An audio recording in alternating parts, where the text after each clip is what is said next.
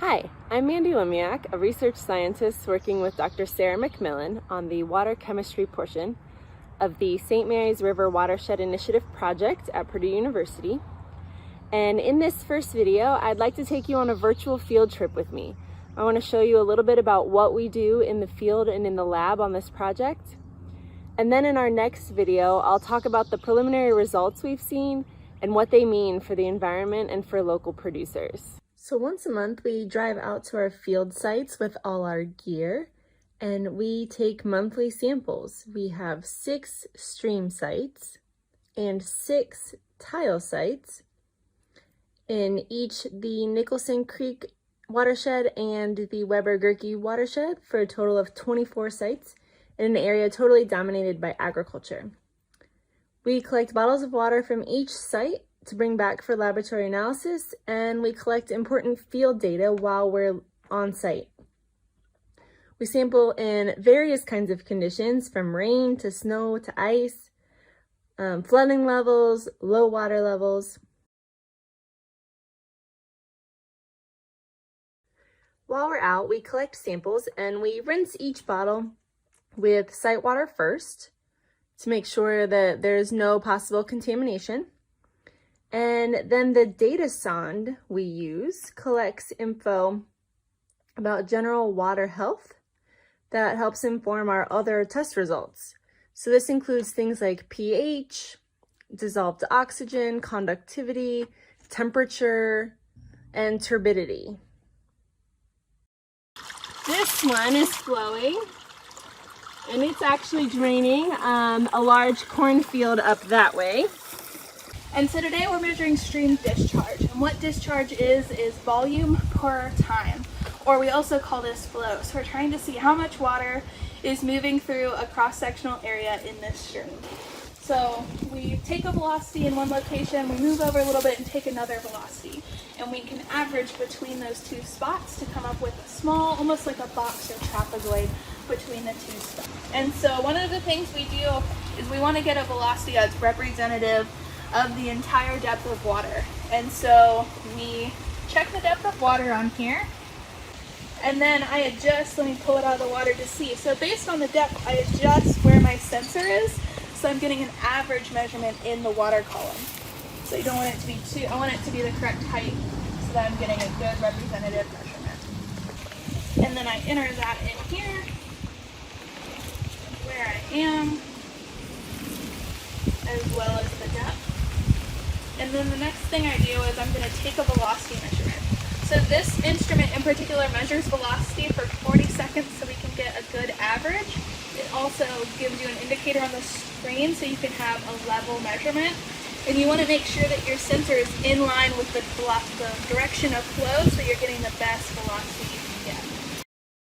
So in conjunction with the USGS, where they have installed 2 discharge stage gauges at 2 of our sites, one in Nicholson and one on Gerke Ditch.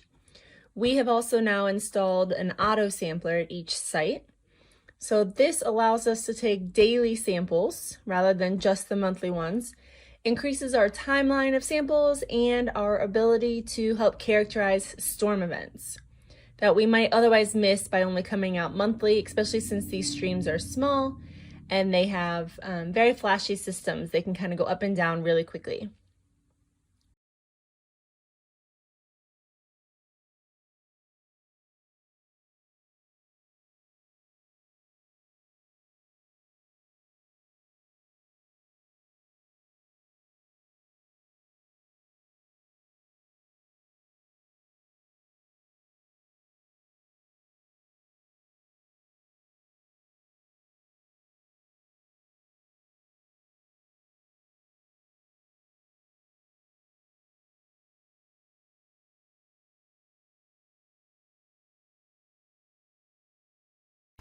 Okay, so now we're collecting the samples that we got. We didn't get a couple because the water level is too low, but each of these bottles is labeled 1 through 24. You can see on the outside, these bottles each hold about 1,000 milliliters of water, but you can choose the volume that you fill them, because if you don't need that much water, why use the power to do it? So this is our only sample that was collected. You can still see it really wasn't that much water.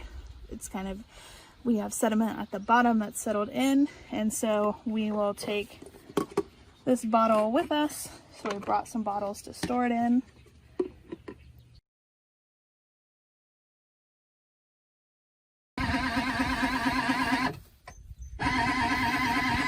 Once we arrive back at the lab, that first thing that night, we prep our bacteria samples to be tested for E. coli. This includes measuring out 100 milliliters of water, adding media, giving it a shake, and sealing it into these trays. They're called quanta trays, and rather than counting colonies, they allow us to count trays, which will then change color for total coliforms and glow for E. coli. When we count those up, we have a chart that tells us what the most probable number of bacteria colonies in that sample is. This is an EPA approved method, and so we use it consistently, but it's also really simple to learn in our lab. The next day, our samples are all finished processing. First, we analyze them for total suspended solids, or TSS as we call it. This is a very simple test based on weight and volume. So what we have are fiber filters. They're weighed when they're empty and dry. Then we filter a known volume of sample through them. That filter is then dried in our ovens overnight and weighed again. So what this does is it allows it to catch any sediment that could have been floating in that sample and determine how much sediment is there by weight. So you can see here that there are a lot that have some brown in them. Those are typically from the stream. So when we were there yesterday, it had rained recently within the last couple days. Rain typically kicks up some of the soil as the water level rises, so it's expected you'd see some brown. These ones that are pretty clear down here are all tile drain samples. Because of the way tiles are, they're buried underground. They have small holes that allow the water to leak in. They don't typically transport a ton of sediment. To our oven, it sits at 100 degrees Celsius, 105, and we'll put them in there. They'll dry overnight before we weigh them again. Our samples are then processed for preservation and for nutrient analysis.